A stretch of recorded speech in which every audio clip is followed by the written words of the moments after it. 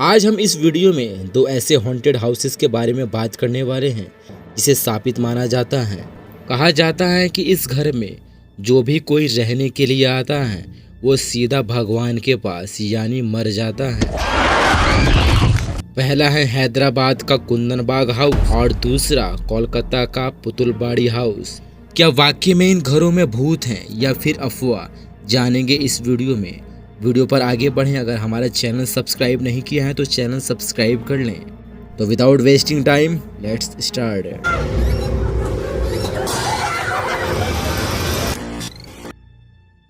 यह एक ऐसी घटना है जो हैदराबाद में हुई थी, लेकिन इस घटना ने पूरे इंडिया को चौंका के रख दिया था।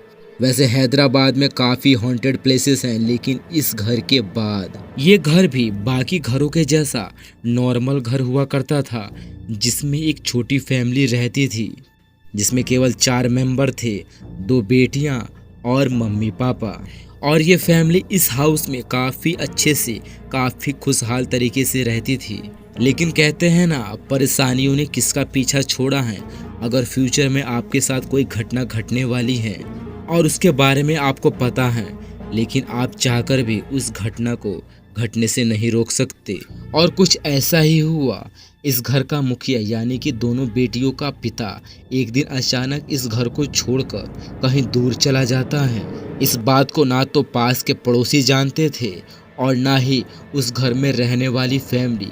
एक रात क्या होता है कि इस कुंदन बाग घर में एक चोर घुसने की कोशिश करता है और वो चोर इस घर में बड़ी ही आराम से घुस जाता है। लेकिन जैसे ही घर में घुसता है तो उस घर का नज़ारा देखकर उसकी आंखें फटी की फटी रह जाती हैं। वह देखता है कि इस घर के 3 आदमी मरे पड़े हैं, जिसे देखकर वो काफ़ी हैरान और डर जाता है। चोर तो आया था चोरी करने के लिए, लेकिन इस नज़ारे को देखने के बाद चोर की हिम्मत नहीं होती कि इस घर की किसी भी चीज़ को चुराऊं। और वो नहीं चाहता था कि इन मरे हुए आदमियों के कत्ल का इल्ज़ाम मेरे सर चढ़े। और वो सीधा पुलिस थाने में पहुंच जाता है। पुलिस थाने में पहुंचकर पुलिस से सारी बातें बताने लगता है, लेकिन चोर की कोई भी बात नहीं मानेगा और पुलिस भी यही करती है, उस चोर को लॉकअप में बंद कर देती है और उस घर में पहुंच जाती है जहां पर यह मर्डर हुआ था। लेकिन पुलिस जांच पड़ताल करती है तो उन्हें भी इस घर से कोई सुराग नहीं मिलता है। और जब पुलिस के सामने इन लोगों की पोस्टमार्टम रिपोर्ट आती है तो वो भी हक्के बक्के हो जाती हैं। उस पोस्टमार्टम रिपोर्ट में साफ साफ लिखा गया था कि ये आदमी 6 महीने पहले ही मर चुके हैं और यहाँ पर किसी भी आस पड़ोस के आदमियों को इस बात की खबर नहीं। जिसके बाद पुलिस आस पड़ोस के घरों में मर्डर के बारे में पूछताछ करने के लिए जाती है तो पड़ोसी कहते हैं कि मैंने कल ही तो गार्डन में बच्चों को खेलते हुए देखा था। कोई कहता है कि हमारी इनसे हमेशा बात होती रहती है। जिसे सुनकर पुलिस चौंक जाती है कि जो आदमी 6 महीने पहले मर चुके हैं वो इन पड़ोसियों को कैसे दिखाई देते हैं। देखते देखते ये केस और पेचीदा हो जाता है और इस केस को सॉल्व करने के लिए सीबीआई को बुलाना पड़ता है। जब सीबीआई भी इस घर की तलाशी लेती है तो सीबीआई के हाथ भी कोई सबूत नहीं लगता और सीबीआई भी इस केस को लेकर डिसअपॉइंट हो जाते हैं।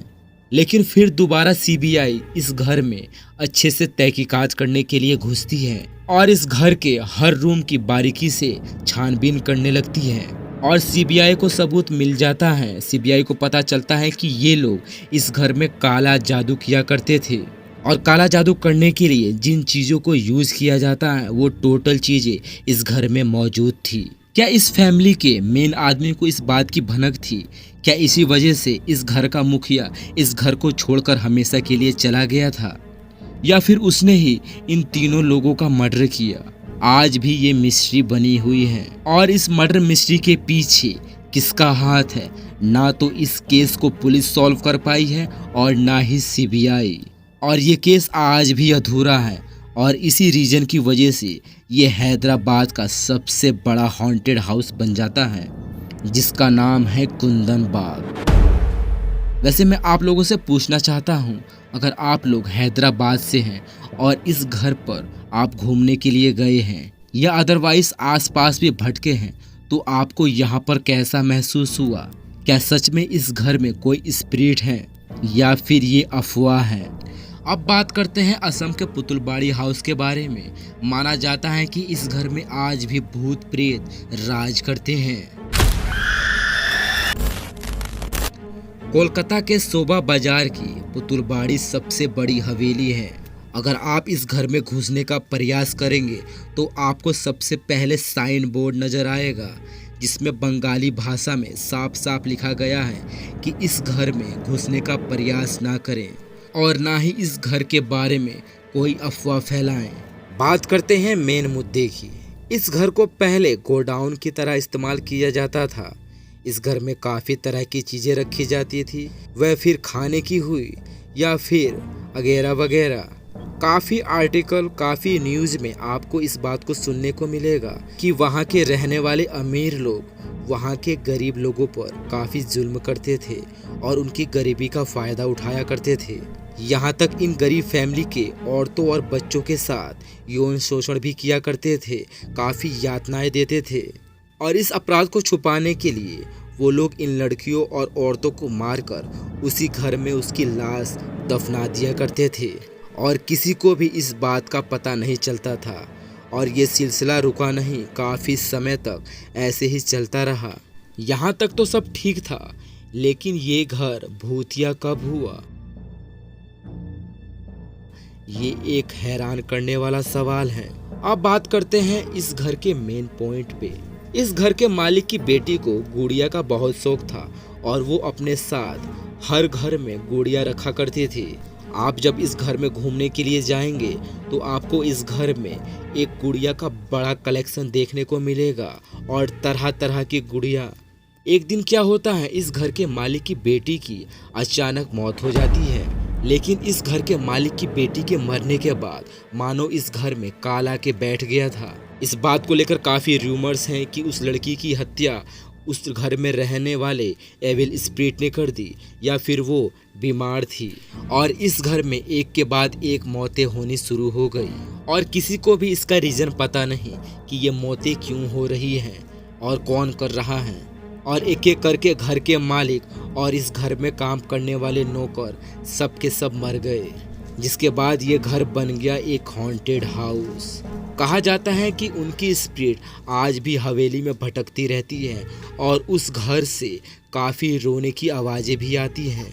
काफ़ी लोग कहते हैं कि इस घर में मौजूद गुड़िया के अंदर इस घर में मरने वाले लोगों की स्पिरिट उसी गुड़िया में कैद है। काफ़ी लोग यह भी बताते हैं कि शाम होते ही इस घर के आसपास कोई नहीं जाता, क्योंकि इस घर की स्पिरिट पास में भटकने वाले लोगों को पोजेस्ट कर सकती हैं। यह जगह बेहद डरावनी है और इसी डर के कारण इस घर पर इनाम भी रखा गया है, लेकिन उसकी कुछ शर्तें हैं। शर्त यह है कि कोई भी आदमी बिना डरे हुए सबसे ऊपर वाली मंजिल जहां पर गुड़िया रखी हुई है वहां तक पहुंच गया और सही सलामत वापस आ गया तो उसको इनाम दिया जाएगा। लेकिन मुझे कोई इस घर में घुसने के लिए 1 करोड़ रुपए भी दे तो भाई मैं नहीं घुसूंगा। और मुझे जहां तक पता है ये फेक न्यूज़ है। वैसे क्या आपको पुतुलबाड़ी हाउस हॉन्टिंग लगता है या फिर ये भी अफवाह है? अगर आप असम के रहने वाले हैं और आप इस हाउस के आसपास भी भटके हैं तो आपको इस घर से औरतों के रोने की आवाज़ आती है या फिर नहीं, कमेंट में ज़रूर बताइएगा।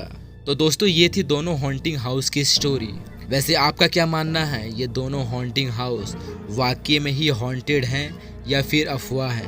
तो दोस्तों आज के लिए बस इतना ही। मिलता हूँ नेक्स्ट वीडियो में और हमारे चैनल को सब्सक्राइब करके ज़रूर जाना।